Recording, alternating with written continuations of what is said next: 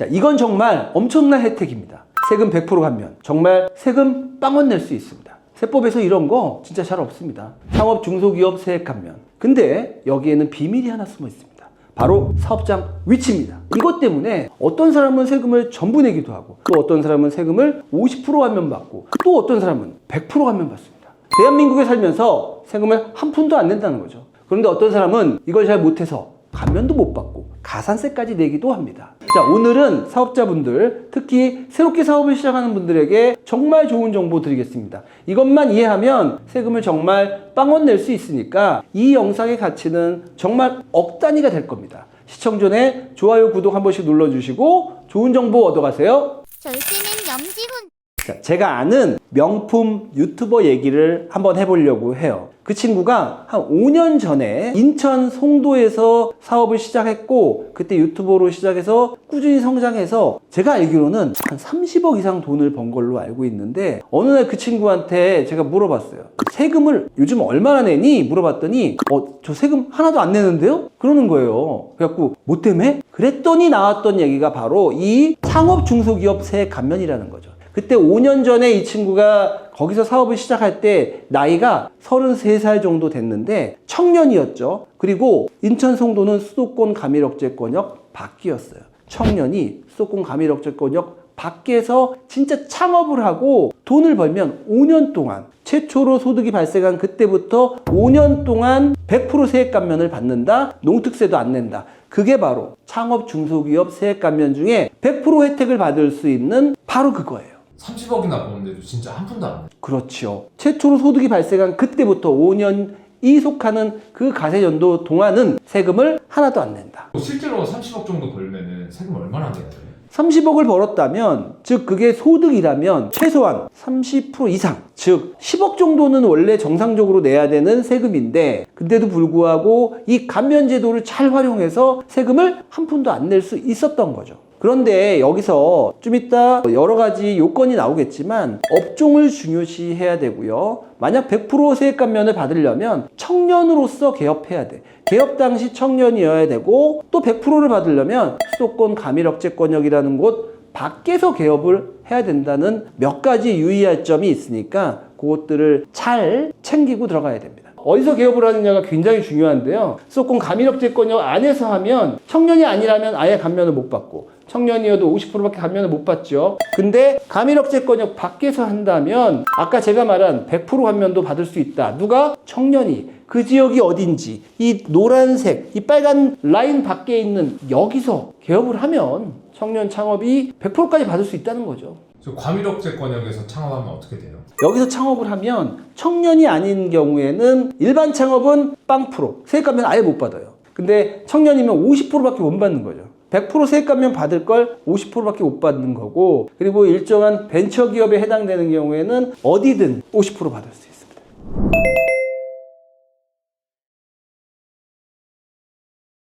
근데 지역으로 보면은 과밀억제권역은 어쨌든 50%나 세금 혜택을 받는 거고, 거기서 벗어나면 100%나 받는 건데, 그럼 나이 제한이 정확하게 어떻게 돼요? 우리가 청년등이라 하면 만 15세에서 34세다. 제가 아는 그 동생 그때 36세였거든요. 근데도 청년 혜택을 받았어요. 왜 그랬냐면 군대를 이 친구가 2년 이상 갔다 왔거든요. 그래서 군대를 갔다 온 기간은 빼준다는 거. 그래서 개업 당시에 청년이면 그 혜택을 50%가 아닌 100% 받을 수 있다. 너무 좋네요. 처음 할 때 잘 해야겠네요. 그러니까 청년한테 주는 정말 큰 선물이라고 할 수 있습니다. 제가 여기서 좀 어려운 질문 하나 해볼게요. A 사업장이 안산시에 있었어요. 이 안산시 A 사업장에서는 소매 통신 판매업을 하고 있었는데 가밀억제권역 바뀌죠. 안산시 청년이 여기서 30세인 청년이 창업을 했다. 감면율 몇 프로죠? 100%요. 100%. 근데 이 청년이 약 3년 후에 소매 통신 판매업 이거 하나만 개업해갖고는 먹고 살기 힘드니까 파주시에다가 또 유튜브 사업을 하나 차렸어요. 즉 안산시에서 하는 이 소매 통신 판매업과 이 유튜브 사업은 전혀 관련성이 없고요. 지리적으로 떨어져 있고 상호도 다르게 쓰고 있어요. 이렇게 그 청년이 안산시와 파주시에 서로 다른 사업을 또 개업했을 때 여기서 또 감면을 받을 수 있을 것인가? 이때 이 청년의 나이 33세라고 가정하고 수도권 가밀억제권역 밖이라면 또 몇 프로죠? 이론상으로는 100%죠. 근데 과연 이게 가능할까 하는 거죠. 가능할까요? 그렇다면 15세부터 계속 개업해서 또 다른 거 창업, 또 다른 거 창업, 중복해서 계속 창업 감면을 받을 수도 있냐 하는 거죠. 여러분들은 어떻게 생각하세요? 안 될 것 같은데요. 최초 창업만 되지 않을까? 지금 저희 세무팀에서 일주일 동안 좀 갑론을박 좀 많았는데 저희가 지금까지 본 바에 의하면 이 사업장 간의 서로 관련성, 업종 간의 관련성, 상호 이런 것들이 다 별도라면, 즉 진짜 창업이라면, 서로 분리되어 있는 새로운 창업이라면 가능하다. 이게 저희 세무팀의 의견입니다. 그럼 계속 다른 종목이면은 다른 지역에다가 창업해도 100% 감면을 받을 수 있는 거예요? 상호도 이왕이면 다르고 지역도 다르고 업종도 다르고 물론 거기에서 일하는 사람도 달라야겠죠. 이 사람이 또 여기 가서 일하고 이러면 안 되겠죠. 완전히 새로운 창업. 예전에 이거 가지고 상담 받았었거든요. 근데 다른 분들이 다 안 된다고, 최초 창업만 된다고 해서 대부분이 다 이렇게 알고 있을 것 같아요. 솔직히 저도 안 될 수도 있다고 생각했어요. 그런데 저희 세무팀의 멤버들이 좀 고민한 결과 정말 어려운 답변을 여러분한테 드리고 있는 건데요. 저희 세무팀 토론 결과 된다. 그러나 조심해야 된다. 네.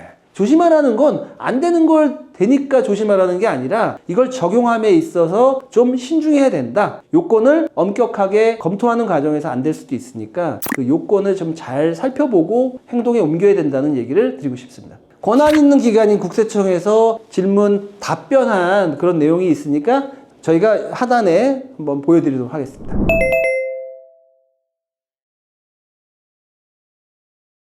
안녕하세요. 세금학교 2타 강사 최승현 세무사입니다. 저는 이번에 아까 말씀하셨던 업종과 지역 그 요건에 대해서 조금 더 자세하게 설명을 드릴게요. 창업자금 증여세 과세 특례 때 했던 업종하고 동일하고요. 업종을 조세특례 제한법 제6조 3항에서 화면에 보이시는 대로 나열을 하고 있어요. 이 빨간색 박스 보시면 음식점업 있죠. 내가 어떤 걸 개업을 했는데 이게 음식점업에 해당하느냐는 표준산업 분류를 확인을 하시면 돼요. 표준산업 분류를 확인하시면 되는데 뭐 인터넷 창에 표준산업 분류를 검색을 하시면 이렇게 연계표를 보실 수 있고요. 그 표에 보시면 음식점업에 5615 제과점업이 있고 그리고 밑에 보시면 또 빨간색으로 해놓은 커피 전문점이 있어요. 저번 시간에도 저희가 빵집하고 커피 얘기하면서 빵집은 되고 커피는 안 된다 이렇게 말씀을 드렸는데 음식점이 나열된 업종에 해당이 되는데 제과점업은 음식점이라는 거고 커피는 음식점업이 아니라 주점업이라는 거예요. 주점업 및 비알코올 음료 점업이라는 거예요. 그래서 이렇게 내가 어떤 해당 업종을 이게 되냐 안 되냐 판단을 할 때 이 법뿐만 아니라 표준산업 분류도 반드시 확인을 하셔가지고 해당되는 것을 잘 고려를 하시기 바랍니다. 다음에 이제 위치인데요. 저희가 이제 되게 자주 나오는 얘기죠. 수도권 과밀억제권역, 수도권 뭐 이런 얘기가 많이 나오는데 한 번 더 좀 정리를 하고 갈게요. 수도권이란 서울과 경기도, 인천을 말하고요. 그거를 이제 수도권 과밀억제권역과 성장관리권역, 자연보전권역으로 나누고요. 이 과밀억제권역은 수도권 정비계획법 시행령 별표에서 이렇게 나열을 했는데 보시면 아까 염준 세무사님께서 설명을 하신 대로 서울 중심부가 이제 일반적으로 과밀억제권역인데 조심해야 될 게 있어요. 이 화면에 과밀억제권역 5번 보시면 남양주시 있죠.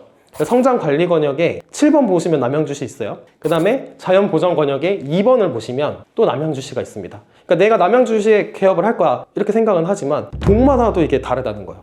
과밀억제권역일 수도 있고 아닐 수도 있으니까 그게 지금 감면이 50%가 되냐 안 되냐잖아요. 같은 지역이라도 동마다 다를 수 있으니까 반드시 확인하시고 창업을 하시라 이 말씀 꼭 드리고 싶습니다. 근데 만약에 자기가 감면 받는 지역인 줄 알고 세금을 적게 낼 수가 있는지 모르겠지만 그렇게 했다가 나중에 아니다라고 판명돼요. 신청을 했다가 감면을 받았는데 이 지역이 아닌 거예요. 그러면 이제 추징 당하고 가산세도 나올 수 있죠. 그러니까 반드시 확인을 해야 됩니다. 세금을 더 내는 거네요. 그렇죠. 그 다음에 마지막으로 효과 볼게요. 저희가 표를 하나 만들어 봤는데 여기 화면을 보시면 수도권 과밀억제권역이냐 바뀌냐, 그 다음에 창업중소기업이냐 청년창업중소기업이냐 그리고 벤처기업이냐 이렇게 해서 감면율을 가지고 왔는데 일반 창업이면 과밀억제권역 안에 있으면은 이제 감면이 안 되고요. 밖으로 나가야지만 5년 동안 50% 감면 받을 수 있고요. 청년인 경우 아까 청년 말씀해 주셨는데 15세 이상 34세 이하입니다. 과밀억제권역 안에 있으면 5년 동안 50%, 밖에 있으면 무려 100% 감면이고요. 벤처기업은 일정한 요건을 충족을 하는 경우에 벤처기업이 될 수 있고 이 지역과 상관없이 5년 동안 50% 감면을 받을 수 있습니다. 단 이게 25년 올해 창업해야 이렇게 적용을 받고요. 내년에 만약에 26년에 창업을 하신다면 이 감면율하고 조금 다르게 아마 적용이 될 거예요. 올해 창업을 하신다면 이 표대로 적용을 받을 수 있다. 다만 또 이제 올해는 한도가 생겼어요. 한도가 1년에 5억 원을 한도로 합니다. 그래서 원래 작년까지는 이제 작년에 개업했으면 정말 한도 없이 이게 감면이 다 됐거든요. 근데 올해는 1년에 5억 원을 한도로 해가지고, 근데 또 생각해보면 창업을 했는데 빠른 시간 내에 세금이 막 5억 원 나올 만큼 이렇게 성장하기는 또 쉽지 않잖아요. 그러니까 크게 이제 걸리는 규정은 아니라고 저는 생각이 됩니다. 처음에 개업하고 초반에 네. 결손이 날 수도 있잖아요. 그래도 5년이 지나면 감면 못 받나요? 이게 이 5년이라는 거는요, 처음 소득이 발생하고 나서 5년입니다. 처음에 손실들 많이 보잖아요. 손실 봤는데 그러면 나는 이거 못 받냐 생각하실 수 있는데, 손실을 보다가 이제 처음 소득이 발생했을 때부터 5년입니다. 그럼 소득 일단 만들어 놓고 네. 소득을 한참 뒤에 내면 한참 뒤가 어느 정도예요? 저는 자꾸 이제 편법이 생각나는데 굉장히 아버지가 부자여가지고 네. 우리 아들 딸을 젊었을 때 일단 창업을 시켜놓고 자회사처럼 만들어가지고 뭐 일감 몰아주기를 할 수 있는데 매출이 한번 팍 터질 때 한 20년 뒤에 줄 수도 있잖아요. 그렇게는 안 되고요. 처음에 이제 창업을 하고 나서 소득이 발생하지 않은 게 뭐 5년이 지나면 그때부터 이제 감면 적용이 대상이 된다고 봐야 돼요. 아 무조건 감면이 되는. 네, 그래서 그때도 소득이 없다 하면 이제 끝난 거죠. 근데 이거는 제가 오늘 얘기를 들어보니까 그러니까 꼭 창업을 안 하시더라도 이 청년 기준만 맞으면 마지막이라도 일단은 창업을 하나 해놓는 건 나쁘진 않은, 그 기간이 지나면 아예 안 되는 거니까. 그렇죠. 제가 이제 그 선인데. 뭐 실질적인 사업 안 하고 이제 만들어만 두면 직권으로 말씀해 주실 수 있어요. 그러니까 만들어만 두고 정말 사업을 안 하면 직권 말소도 당할 수 있습니다. 감면이 굉장히 파워풀하니까 이제 주의사항이 많은데, 이 주의사항은 저희 염지훈 세무사님께서 마저 설명을 해주시겠습니다.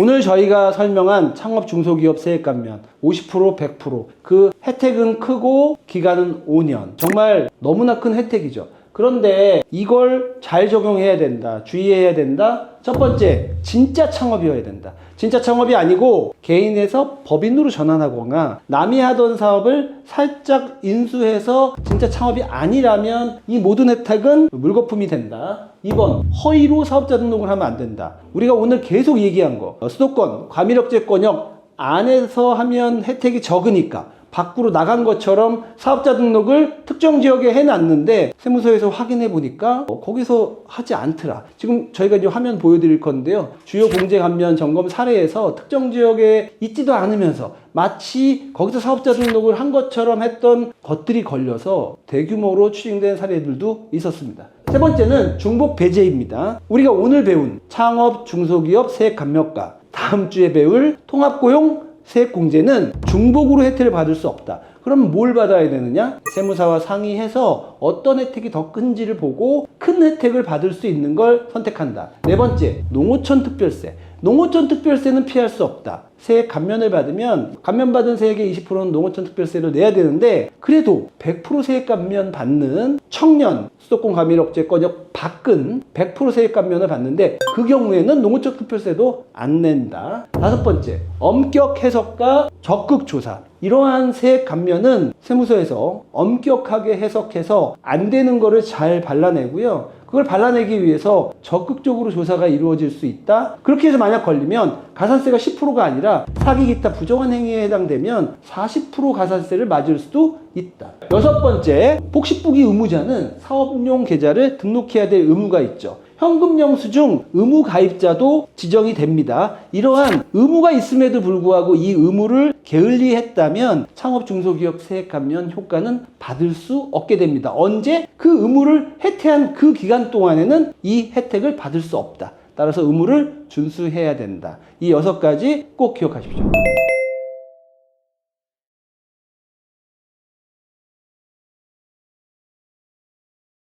청년이든 청년이 아니든 일정한 지역, 일정한 업종으로 창업을 하면 50%에서 100% 세액 감면 받을 수 있습니다. 특히 청년이 수도권 과밀억제권역 밖에서 창업을 한다면 5년간 100% 세액 감면 받고 농특세도 20%도 안 낼 수 있습니다. 따라서 창업을 준비한다면 지역과 업종을 잘 생각해서 창업하는 게 좋습니다. 이런 의사결정만으로도 시작부터 많은 세금을 아끼고 시작할 수 있습니다. 지금까지 국세청에서 22년 근무한 해결사 염지훈 세무사였습니다. 감사합니다.